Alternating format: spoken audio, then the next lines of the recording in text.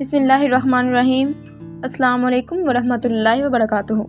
آج ہم سیکھیں گے ناخن تراشنے کی سنتیں اور آداب۔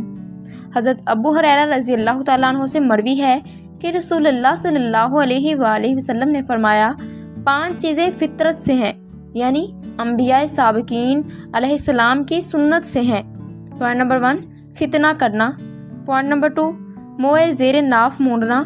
پوائنٹ نمبر 3، مونچھیں کم کرنا۔ پوائنٹ نمبر 4، ناخن تراشنا۔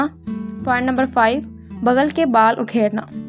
حضرت انس رضی اللہ تعالیٰ عنہ سے مروی ہے، کہتے ہیں کہ مونچھیں اور ناخن تراشنے، بغل کے بال اکھیڑنے اور موئے زیر ناف مونڈنے میں ہمارے لیے یہ وقت مقرر کیا گیا ہے کہ 40 دن سے زیادہ نہ چھوڑیں، یعنی 40 دن کے اندر ان کاموں کو ضرور کر لیا کریں۔ ہاتھوں کے ناخن تراشنے کا طریقہ۔ ہاتھوں کے ناخن تراشنے کے 2 طریقے ہیں، دوسرا پہلے کی نسبت آسان ہے۔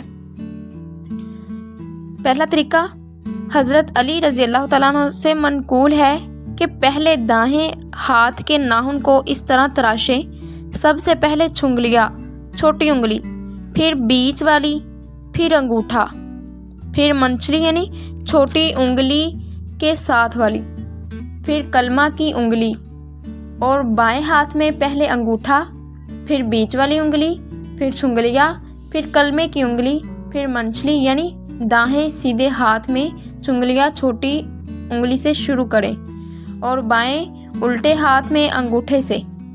ایک روایت میں آیا ہے کہ اس طرح کرنے سے کبھی اشوب چشم نہیں ہوگا۔ اور دوسرا طریقہ یہ ہے کہ دائیں ہاتھ کی کلمے کی انگلی سے شروع کریں اور چھنگلیاں یعنی چھوٹی انگلی پر ختم کریں، پھر بائیں ہاتھ کی چھنگلیاں چھوٹی انگلی سے شروع کر کے انگوٹھے پر ختم کریں۔ اس کے بعد سیدھے ہاتھ کے انگوٹھے کا ناخن تراشیں۔ اس صورت میں دائیں ہاتھ سے شروع ہوا اور دائیں ہاتھ پر ختم ہوا۔ اعلیٰ حضرت مولانا شاہ امام احمد رضا خان رحمۃ اللہ علیہ اس طریقے کے مطابق ناخن تراشتے تھے، اور صاحب بہار شریعت حضرت علامہ مولانا مفتی امجد علی عظمیٰ رحمۃ اللہ علیہ بھی اس طریقے پر عمل فرماتے تھے۔ اب پاؤں کے ناخن تراشنے کا طریقہ۔ پاؤں کے ناخن تراشنے میں کوئی ترتیب منقول نہیں، بہتر یہ ہے کہ پاؤں کی انگلیوں میں خلال کرنے کی جو ترتیب ہے اسی ترتیب سے ناخن تراشوائیں، یعنی ہے پاؤں کی چھنگلیاں چھوٹی انگلی سے شروع کر کے انگوٹھے پر ختم کریں، پھر بائیں پاؤں کے انگوٹھے سے شروع کر کے چھنگلیاں یعنی چھوٹی انگلی پر ختم کر دیں۔